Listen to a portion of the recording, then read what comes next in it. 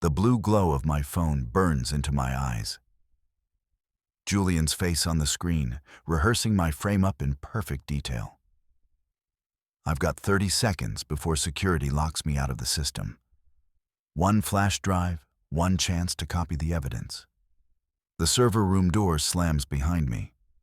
Too late to run. The cameras are already watching.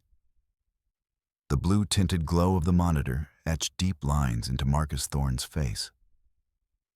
On the screen, Julian Vance paced the executive suite, a ghost in a $1,000 suit. Julian adjusted a heavy crystal decanter, moved it 2 inches left, and practiced a look of choreographed horror. He was rehearsing the discovery of a crime he hadn't committed yet. Marcus gripped the edge of the mahogany desk, his knuckles turning the color of bleached bone. The air in the server room smelled of ozone and recycled oxygen, a sterile scent that clung to the back of his throat. His fingers danced across the mechanical keyboard. Each click echoed like a muffled gunshot against the soundproof foam walls. Marcus bypassed the primary security nodes, his pulse hammering a frantic rhythm against his collar. He didn't hesitate. He diverted the incoming flood of data, shunting the footage toward a private digital vault where Julian's reach ended. "Not today, Julian," Marcus whispered. His voice sounded raspy, stripped raw by hours of silence. The cooling fan's whirred, a low-frequency hum vibrating through the soles of his leather shoes. A progress bar crawled across the display, flickering as the reroute took hold. On the monitor, Julian smiled at his own reflection in the window, a predator admiring his teeth. Marcus tapped the final command. The server lights blinked from amber to steady green. He exhaled, the tension in his shoulders unspooling as the digital trail vanished into the shadows of the secondary network. He leaned away from the screen, watching the silent rehearsal continue, unaware that the stage had already shifted beneath Julian's feet. Marcus checked the tag on his collar. Shirt number 12. Tuesday's shirt. The silk felt cool against his neck, a necessary anchor in a world currently dissolving into chaos. He had seen enough.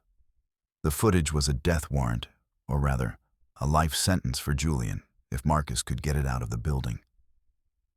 He reached for a small, heavy metal drive, a physical backup for a digital betrayal, and felt the cold weight of it in his palm. The heavy door to the server room hissed open. Marcus didn't jump. His systems were too tightly wound for a startle response. Sarah Jenkins slipped inside, her hair windswept and her glasses sliding down the bridge of her nose. She smelled of rain and cheap office coffee. She didn't look at Marcus. She looked at the door she had just closed, her fingers twitching as if she were mentally updating her apology spreadsheet for the intrusion. "Sorry. Did I interrupt a sequence?" she asked, her voice a frantic whisper. "The air feels wrong. The security team isn't responding to my access codes. Miller's men, they're moving differently. They aren't patrolling, they're hunting. Does that make sense?" Marcus stood, the drive tucked into his pocket. "It makes perfect sense, Sarah. Julian has moved the timeline forward. He's not waiting for the summit. He's clearing the board now." "I tried to lock the elevators," Sarah said, her eyes darting to the flickering server lights. "But the system refused to recognize me, like a locked door with the wrong key. My credentials, they're gone, Marcus. I'm sorry. I should have seen the shift in the logic." Marcus walked toward her, his movements precise. He didn't offer a comforting touch. Instead, he handed her a small tablet. "The logic hasn't changed, only the permissions. We need to move. If Miller is already ignoring your protocols, we're no longer employees. We're glitches in the machine." They moved into the maintenance corridor, a narrow concrete artery that smelled of damp dust and industrial cleaner. The fluorescent lights overhead hummed a jagged, uneven tune. Marcus leads the way, his mind already calculating the most efficient path to the lobby. But the path was blocked. At the end of the hall, the heavy steel door groaned on its hinges. Robert Miller stepped through, his massive frame filling the narrow space. He didn't say a word. He just tapped his knuckles against the concrete wall. 1, 2, 3, 4. The sound was a rhythmic thud that vibrated in Marcus's chest. "Mr. Thorne?" Miller said, his voice like gravel grinding together. "Mr. Vance is requesting a meeting in the executive suite. Now." "The schedule is full, Robert," Marcus replied, his hand sliding toward the heavy red cylinder of a fire extinguisher mounted on the wall. "I have a prior engagement with the truth." Miller didn't waste time with a retort. He lunged. The struggle was not graceful. It was a collision of bone and steel. Miller's fist caught Marcus in the ribs, a blow that felt like a sledgehammer hitting a brick wall. Marcus gasped, the air leaving his lungs in a sharp whistle. He swung the fire extinguisher, the cold metal biting into his palms. It collided with Miller's shoulder with a sickening thud. The big man didn't go down. He roared, a sound that echoed off the concrete walls and gripped Marcus by the throat. The smell of Miller's peppermint-scented breath was overpowering. Marcus felt his vision blur, the edges of the corridor turning gray. He reached out, his fingers finding the sharp, jagged edge of an open server rack nearby. With a desperate heave, he shoved Miller backward. The head of security tripped, his heel catching on a stray cable. He fell against the rack, the metal teeth tearing through his suit jacket and into his arm. Miller grunted, a sound of pure frustration rather than pain, but it gave Marcus the 3 seconds he needed. "The trash," Marcus wheezed, grabbing Sarah's arm. "What? Sorry, that's not a standard exit," she stammered, even as she ran beside him. They reached the heavy circular hatch of the pneumatic trash system. It was a galvanized steel mouth, designed to swallow the building's waste and shunt it to the basement at 60 miles per hour. The scent of industrial bleach and rotting paper wafted up from the dark void. "It's the only path Miller hasn't mapped," Marcus said. He didn't hesitate. He tucked the drive deep into his inner pocket, checked the tag on his collar one last time, still number 12, and stepped into the darkness. The slide was a blur of cold metal and screaming friction. Marcus felt the air rushing past his ears, a roar that drowned out the sounds of the building above. He hit the bottom with a jarring thud, landing on a mountain of shredded documents and discarded coffee cups. The air here was thick with the smell of scorched dust and old ink. Sarah tumbled down seconds later, landing in a heap of silk ties and floral arrangements. She sat up, her glasses askew, and immediately began tapping on her phone. "I'm sorry about the landing," she whispered, her voice shaking. "But Marcus, I have to tell you something. I'm not just an analyst. I've been sending data to the SEC for months. I'm a whistleblower. Julian isn't just framing you. He's been bleeding the company dry for years. I thought I was the only one watching. I didn't realize you were the primary target." Marcus wiped a smudge of grease from his white sleeve. The perfection of the shirt was ruined, a jagged tear running through the cuff. "It doesn't matter who was watching first, Sarah. What matters is who is left to tell the story." They emerged from the basement into the gray, oppressive humidity of the Chicago afternoon. The skyline loomed over them like an iron cage. Marcus felt the weight of the city pressing down, the orange sodium streetlights already flickering to life despite the daylight. They needed to get the data out. They found a hidden terminal in a nearby coffee shop, the scent of burnt beans and steam offering a temporary sanctuary. Marcus plugged his phone into the terminal, his fingers flying across the screen. He needed to upload the rehearsals folder to a secure cloud partition.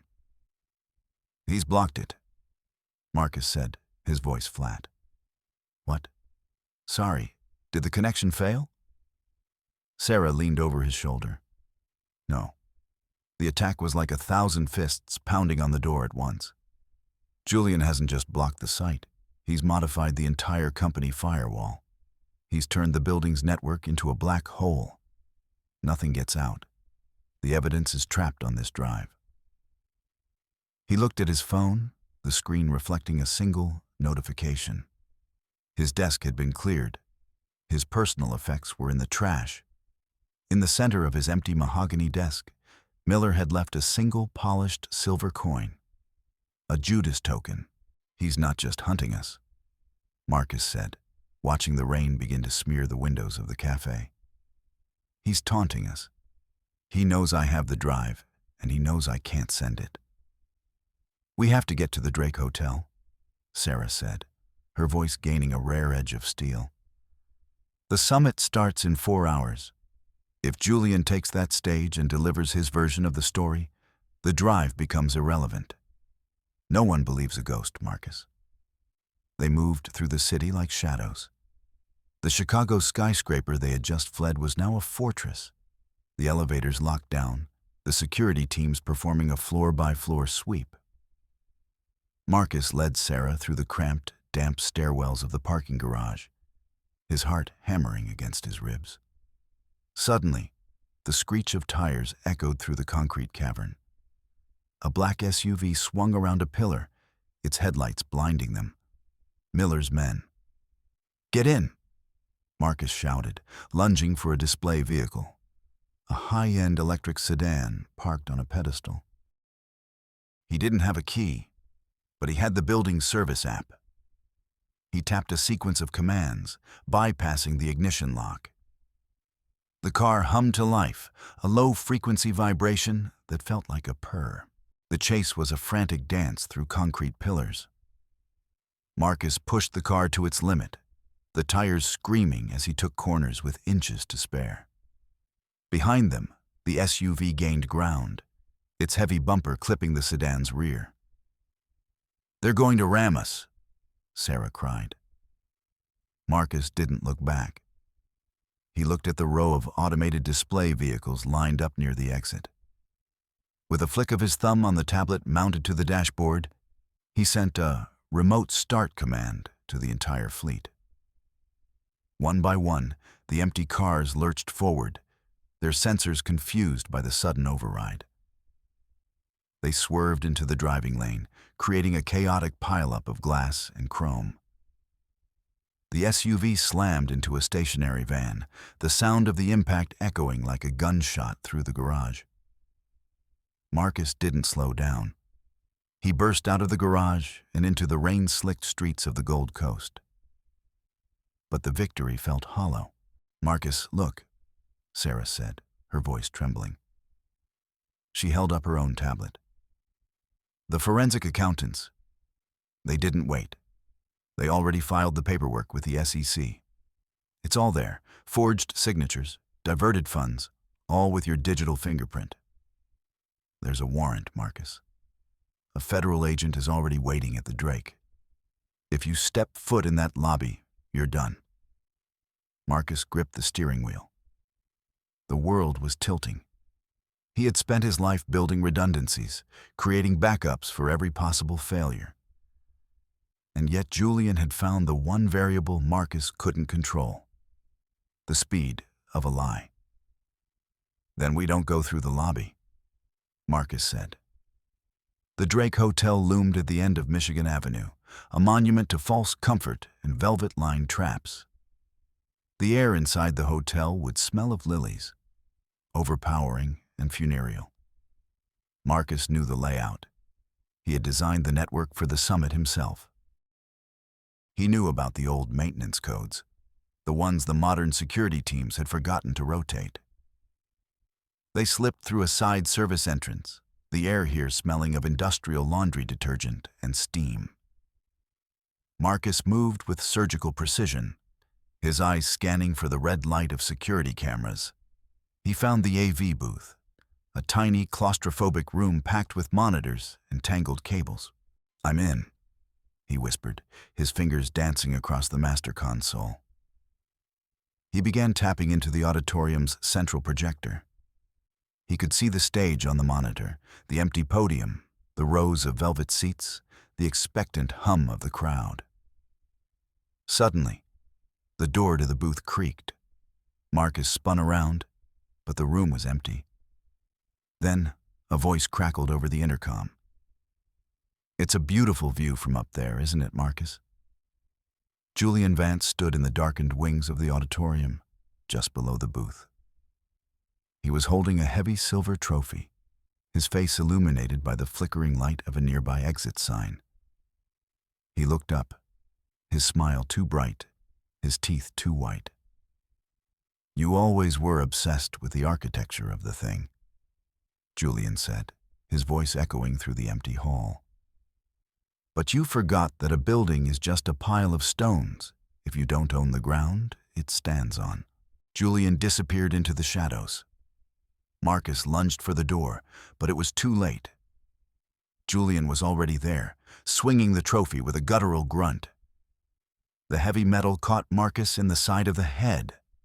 Pain exploded behind Marcus's eyes. He fell, the world spinning into a kaleidoscope of gray and red. He felt the cold floor against his cheek, the smell of ozone filling his nostrils. Julian stood over him, breathing hard, the trophy dripping with a dark smear of blood. "You're a mechanic, Marcus," Julian hissed, leaning into his space. "I'm a god. I create the reality people believe in. You just fix the wires." Julian reached into Marcus's pocket and pulled out the flash drive. He looked at it with a predatory glint in his eye. "Thanks for the delivery. It saves me the trouble of finding the original." Julian turned and walked toward the stage. Marcus struggled to his feet, his head throbbing in time with the ticking of a nearby clock. He had to stop him, had to stop. He stumbled to the master console, his vision swimming. He saw Sarah in the doorway, her face pale, her hands shaking as she updated her apology list. "Marcus, don't," she whispered. "He's already won." "No," Marcus rasped. "The sequence isn't finished." He watched on the monitor as Julian took the stage. The crowd roared. Julian adjusted his tie, practiced his look of choreographed horror, and began to speak. He spoke of betrayal. He spoke of a trusted partner who had turned into a thief. He spoke of Marcus Thorne. Marcus grabbed a secondary cable, his fingers fumbling. He plugged it into his phone. He didn't use the drive. He used the building's internal smart lighting mesh network, a secondary system Julian had dismissed as pedestrian. Subverted beat 3.5. Marcus watched the progress bar on his phone. Upload 90%, 95%, 100%. He felt a surge of triumph, a rare spark of hope. This was the masterstroke. He had bypassed the infected drive and used the lighting network to shunt the rehearsals footage directly onto the jumbotron. He saw the screen behind Julian flicker. The audience gasped. Julian stopped mid-sentence, turning to look at the massive display. Marcus leaned back, a bloody smile touching his lips. He had done it. He had shown them the real Julian. The screen cleared, but it wasn't the footage of Julian practicing his lies. Instead, a document appeared. It was a confession, written in Marcus's own digital hand. "I, Marcus Thorne, hereby admit to the theft of corporate funds and the intentional sabotage of the Vance-Thorne merger." Beneath the text, Marcus's private encrypted signature appeared, glowing in bright, undeniable blue. The system began scrolling through a list of every bank account Marcus owned, showing transfers that had never happened, all time-stamped and verified by his own security protocols. Marcus stared at the screen, his heart stopping. He tried to hit the abort command, but the console screamed at him. Access denied. Credentials revoked. He looked at the jumbotron. The confession was being broadcast to every news outlet in the city. The virus Julian had planted wasn't just a decoy. It was a mirror. It had taken Marcus's attempt to expose the truth and used it to authenticate the lie. By plugging into the system, Marcus hadn't saved himself. He had signed his own death warrant. He had provided the one thing Julian needed, a verified admission of guilt. Julian turned back to the audience, his face a mask of perfect tragic disappointment. "As you can see," Julian said, his voice amplified by 1,000 speakers, "the evidence speaks for itself. My friend, my partner, has chosen to end his career with a final act of defiance." The world tilted. Marcus felt his knees go weak. He hadn't just failed. He had built the gallows for his own execution. He looked at his hands, the ones that had spent a lifetime creating perfect systems, and realized they were covered in the dust of his own ruin. The sound of boots echoed in the hallway. Miller's men, the police, the federal agent. Marcus looked at Sarah, but she was already backing away, her eyes wide with terror. "I'm sorry," she whispered. "I'm so sorry." Marcus didn't blame her. He didn't have the energy. He turned and ran toward the only exit left, the laundry chute. The chute was a vertical tunnel of cold, dark metal. Marcus slid into the darkness, the smell of distant, muffled screaming traveling up from the basement. He held his breath, listening to the heavy stomp of boots passing the small metal door above him. He was at rock bottom. His career was gone. His reputation was a smear on a jumbotron. And his own systems were currently eating his personal backups, erasing his life one file at a time. But in the darkness, Marcus felt a strange, cold clarity. Julian had won the digital war. He had won the narrative. But Julian was still on that stage. And a stage is a very public place to fail. Marcus pulled a small, battered device from his sock, a hardware interceptor he had built years ago and never used. It didn't rely on networks or protocols. It relied on physics. He crawled through the service tunnels, his movements slow and painful, until he was directly beneath the stage. He found the primary video feed, the physical copper wire that fed the jumbotron. He didn't try to hack it. He simply cut it. The auditorium went dark. The crowd murmured in confusion. Above him, Marcus could hear Julian's voice, strained and cracking, trying to maintain control. Marcus spliced his interceptor into the line. He didn't use the cloud. He used the local storage on his phone, the rehearsals footage he had saved before the firewall went up.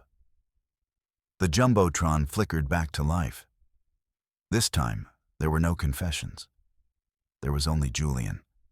The footage showed Julian in his executive suite, laughing as he practiced a fake sob. "And then I'll say, Marcus was like a brother to me," Julian said on the screen, his voice booming through the hall. "The shareholders will eat it up. Those idiots don't care about the truth. They care about the story. And I'm the best storyteller in the room." The silence that followed was absolute. It was the sound of 1,000 people realizing they had been the punchline of a joke. Marcus emerged from the laundry tunnels into the lobby. He was covered in soot, his shirt number 12 was ruined, and his head was throbbing. But he stood straight. He saw the federal agent, Michael Davis. The man looked rumpled, his cheap suit smelling of old coffee. He wasn't looking at Marcus. He was looking at Julian, who was being led off the stage in handcuffs. Davis walked over to Marcus, wiping his forehead with a handkerchief. "That was quite a show, Thorne." The data suggested it was the only viable outcome. Marcus said, his voice raspy. The data, huh? Davis pulled a small slip of paper from his wallet. A grocery list. He looked at it for a moment, and then tucked it back. My corrupt act was getting a bit thin. I needed him to commit public perjury to make the charges stick. You gave me the theater I needed. Marcus didn't thank him. He didn't feel like a hero. He felt like a man who had survived a fire only to realize he had no home to return to. He walked out of the Drake Hotel and into the cold Chicago night. He sat in his car, the engine humming a low, steady rhythm. He looked at his reflection in the rearview mirror. He looked older, harder. He pulled up a hidden file on his phone. It was titled The Performance. He pressed play. The video showed Marcus, 2 weeks ago, sitting in his own apartment. He was practicing a look of shocked betrayal. He was rehearsing the exact expression he had worn when Julian framed him in the server room. He had known the frame-up was coming. He had let it happen because he knew it was the only way to destroy Julian completely. Marcus watched his own digital face, the calculated tilt of the head, the perfectly timed blink. He was a master of the lie. He was the backup of the backup. He hit delete. The file vanished into the void. Marcus Thorne put the car in gear and drove away from the lights of the city, taking 3 right turns to avoid a left, leaving the ghosts of the sequence behind him. The end.